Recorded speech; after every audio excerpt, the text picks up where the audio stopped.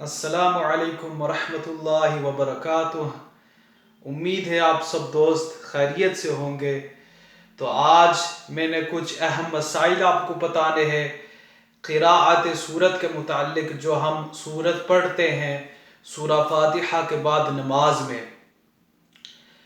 تو یہ مسئلہ یاد رکھے، فرض نماز کی تیسری اور چوتھی رکعت میں ہم سورہ فاتحہ کے بعد نہیں پڑھتے، ہم تلاوت نہیں کرتے سورہ فاتحہ کے بعد۔ فرض کی تیسری اور چوتھی رکعت میں ہم صرف سورہ فاتحہ پڑھتے ہیں۔ ان دو رکعتوں کے علاوہ ہم سورہ فاتحہ کے بعد سورت پڑھتے ہیں، تلاوت کرتے ہیں۔ تو واجب یہ ہے کہ آپ قرآن کی ایک طویل آیت پڑھیں، لمبی آیت پڑھیں، یا 3 چھوٹی آیتیں آپ قرآن پاک میں سے تلاوت کریں۔ تو یہ یاد رکھیں کہ ترتیب کا لحاظ رکھنا بہت ضروری ہے۔ جو صورتیں ہیں نا قرآن پاک کے، جب آپ تلاوت کرتے ہو تو ترتیب کا لحاظ رکھنا یہ ضروری ہے، واجب ہے، ٹھیک ہے۔ سورہ فلق پہلے آتی ہے، پھر سورہ ناس۔ آپ یہ نہیں کر سکتے کہ پہلی رکعت میں سورہ فاتحہ کے بعد آپ سورہ ناس پڑھیں، پھر دوسری رکعت میں سورہ فاتحہ کے بعد آپ سورۃ فلق پڑھیں۔ سورۃ فلق پڑھیں، یہ صحیح نہیں ہے۔ سورہ فلق پہلی رکعت میں آپ پڑھیں سورہ فاتحہ کے بعد، دوسری رکعت میں سورہ فاتحہ کے بعد آپ سورۃ ناس پڑھیں۔ تو ترتیب کا لحاظ رکھنا ضروری ہے۔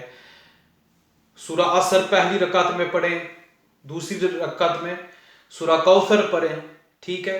جو سورت پہلے آئے پہلی رکعت میں اس کو پڑھیں، جو بعد میں ہو تو دوسری رکعت میں اس کو پڑھیں۔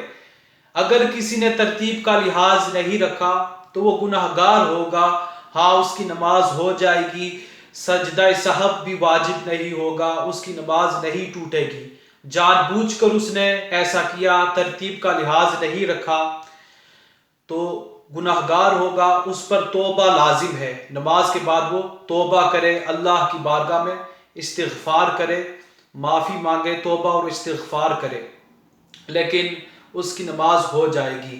اگر غلطی سے ایسا ہو گیا، جان بوجھ کر اس نے ایسا نہیں کیا، غلطی سے ہو گیا، پھر بھی وہ توبہ کر لے، بہرحال اس کی نماز ہو جائے گی۔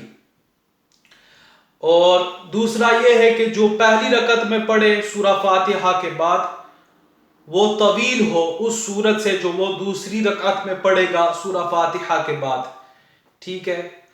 تو اس نے پہلی رکعت میں سورہ فیل پڑھی، دوسری میں اس نے سورہ ماعون پڑھی، یہ صحیح نہیں ہے۔ سورہ ماعون طویل ہے سورت فیل سے، تو جو لمبی سورت ہو، طویل سورت ہو، پہلی رکعت میں اس کو پڑھے، چھوٹی سورت دوسری رکعت میں پڑھے۔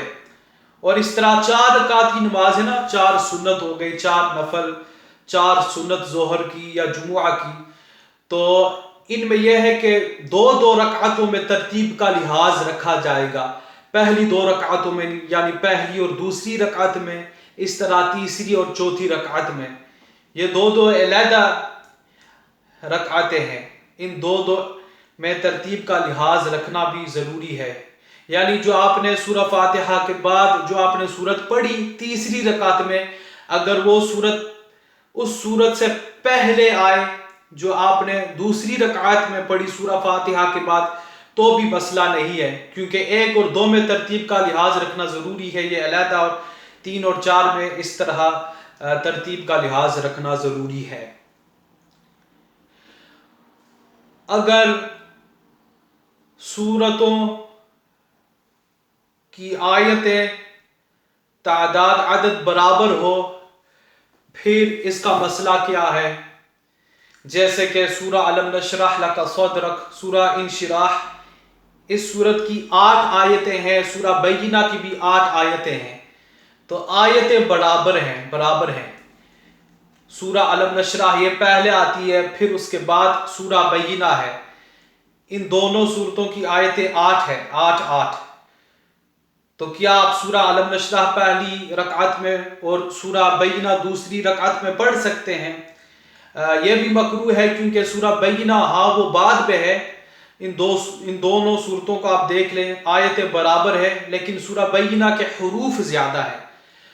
سورہ بینہ لم یکن الذین، یہ سورت، اس سورت کے حروف زیادہ ہے، سورہ علم نشرح کے حروف اس سے کم ہے، لہٰذا اس طرح سورہ بینہ کو دوسری رکعت میں پڑھنا، سورہ علم نشرح کو پہلی رکعت میں پڑھنا، یہ بھی درست نہیں ہے۔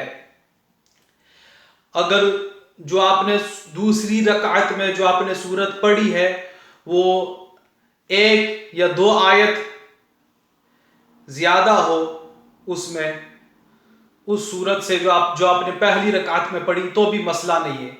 1-2 آیت لمبی ہو، طویل ہو تو مسئلہ نہیں ہے۔ ہاں اگر 3 یا اس سے زیادہ لمبی ہو، طویل ہو، پھر مکروہ ہے۔ جیسے کہ اگر آپ نے اس طرح پہلی رکعت میں سورہ کوثر پڑھی، دوسری میں سورہ اخلاص پڑھی، یہ صحیح ہے کیونکہ سورہ کوثر کی 3 آیتیں ہیں، ٹھیک ہے، اور سورہ اخلاص قل هو اللہ احد اللہ الصمد لم یلد ولم یولد ولم یکن لہ کفوا احد، سورہ اخلاص کی 5 آیتیں ہیں، تو سورہ اخلاص 2 آیت اس کے زیادہ ہیں، یہ طویل ہے سورہ کوثر سے، صرف 2 آیت زیادہ ہے اس میں، 3 نہیں۔ اگر 3 آیت ہو زیادہ یا اس سے زیادہ ہو پھر مکروہ ہے۔ تو اگر 1 یا 2 آیتیں زیادہ ہو تو مسئلہ نہیں، آپ اس سورت کو پڑھ سکتے ہو دوسری رکعت میں۔ اور یہ بھی یاد رکھیں کہ درمیان میں ایک سورت کا گیپ نہیں ہونا چاہیے، یہ بھی مکروہ ہے۔ اگر وہ سورت طویل نہ ہو، اگر وہ سورت چھوٹی ہو تو چھوٹی سورت کا گیپ ہونا درمیان میں یہ بھی مکروہ ہے۔ مثال کے طور پر آپ نے پہلی رکعت میں سورہ نصر پڑھی، سورہ نصر اذا جاء نصر اللہ والفتح، اور دوسری رکعت میں آپ نے سورہ اخلاص پڑھی، تو آپ نے درمیان میں ایک سورت کا گیپ چھوڑا، ایک سورت کا گیپ ہے درمیان میں سورہ لہب، اور یہ چھوٹی سورت ہے، تو ایسا کرنا بھی مکروہ ہے، نہیں کرنا چاہیے۔ ہاں اگر درمیان میں طویل سورت ہو، آپ نے پہلی رکعت میں سورہ 3 پڑھی، دوسری رکعت میں سورہ قدر پڑھی، تو درمیان میں سورہ علق ہے، یہ لمبی سورت ہے، تو اس سورت میں مسئلہ نہیں ہے۔ یہ یاد رکھیں اگر کسی نے ترتیب کا لحاظ نہیں رکھا، اس طرح جو میں نے بتایا، اس نے پہلی رکعت میں چھوٹی سورت پڑھی، دوسری میں لمبی سورت پڑھی، اس طرح درمیان میں اس نے چھوٹی سورت کا گیپ اس نے رکھا، چھوٹی سورت کو اس نے چھوڑا، ایک سورت کا گیپ تھا اور وہ سورت چھوٹی تھی، تو ان سب صورتوں میں نماز ہو جائے گی، سجدہ سہو واجب نہیں ہوگا، سجدہ سہو واجب نہیں ہوگا۔ جیسے میں نے پہلے بتایا تھا، اگر وہ ترتیب کا لحاظ نہ رکھے، جان بوجھ کر ایسا کرے، وہ گناہ گار ہوگا، وہ توبہ کرے، ٹھیک ہے۔ تو یہ چند مسائل تھے، اہم مسائل قراءت سورت کے متعلق، جو ہم سورت پڑھتے ہیں سورہ فاتحہ کے بعد نماز میں۔ آپ اس ویڈیو کو لائک کریں، شیئر کریں، دوسروں تک پہنچائیں، اس علم کو آگے پہنچائیں اچھی نیت کے ساتھ، اللہ تعالیٰ کو راضی کرنے کی نیت کے ساتھ آپ اس ویڈیو کو آگے شیئر کریں، لائک کریں۔ اگر آپ کے ذہن میں کوئی سوال ہیں، آپ پوچھنا چاہیں آپ پوچھیں۔